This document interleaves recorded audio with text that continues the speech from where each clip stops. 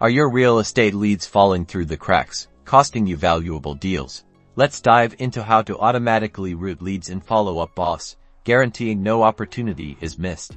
First, navigate to the admin section located in the top right of your Follow-Up Boss screen, represented by your profile icon or initials. Once the drop-down menu appears, click on Admin.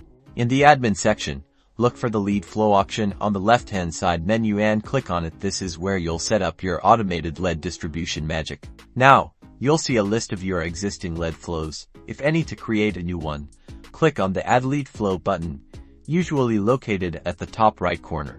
Give your new lead flow a descriptive name. This will help you easily identify it later. Next, select the lead source that this routing rule will apply to. This ensures that only leads from the specified source are routed according to this rule. Now for the crucial part, distribution. You have several options. Round Robin distributes leads evenly among selected agents. Specific users lets you assign leads directly to designated team members. Lead pools allow agents to claim leads from a shared pool. Choose the option that best suits your team structure.